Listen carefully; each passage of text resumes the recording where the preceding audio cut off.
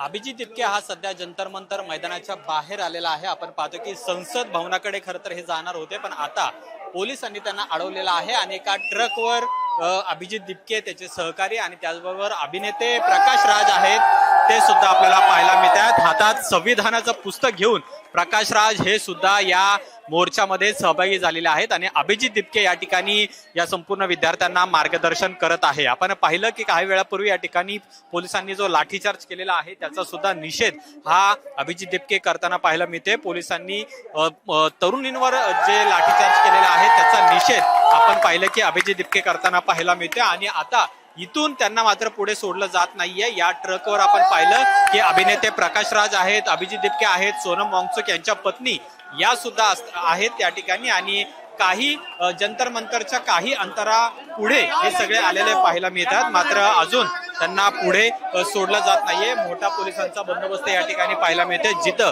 त्यांना अडवण्यात आलेला आहे आणि पुढे त्यांना या ठिकाणी सोडलं जात नाहीये। पण अभिजित दिपके हा आता आक्रमक झालेला पाहायला मिळतो आपल्याला या ठिकाणी आणि मोठ्या संख्येने तरुण आहेत ते सुद्धा रस्त्यावर उतरलेले पाहायला मिळतात। प्रचंड अशी गर्दी आहे ती आजच्या या आंदोलनाला झालेली आहे। संसद भवनाकडे सुद्धा काही विद्यार्थी आहेत, हे सुद्धा तिकडे गेलेले आहेत। संपूर्ण दिल्लीमध्ये जिथं जंतर मंतर परिसर आहे तिथं हा जाम आपल्याला पाहायला मिळतोय।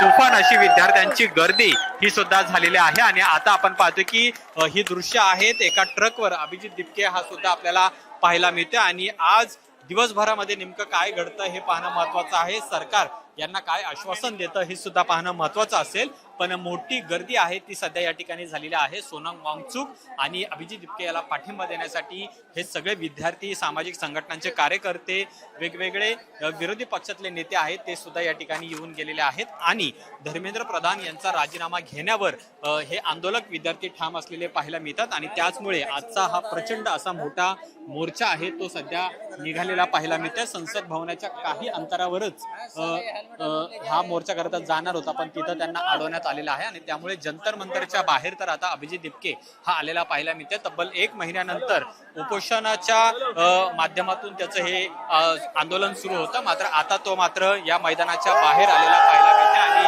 पुढे आपल्याला पाहतोय की अभिजित दिपके आहे आणि अभिनेते प्रकाश राज आहेत ते सुद्धा सहभागी झालेले आहेत आणि मोठा प्रतिसाद आहे तो आजच्या या विद्यार्थ्यांच्या आंदोलनाला पाहायला मिळते आणि त्यामुळे खरंच आज सरकारच्या वतीनं काय शब्द या आंदोलकांना दिला जातो हे सुद्धा पाहणं महत्वाचं असणार आहे। कॅमेरामन रोहित वनकटेसह अमोल धर्माधिकारी, LS मराठी, दिल्ली।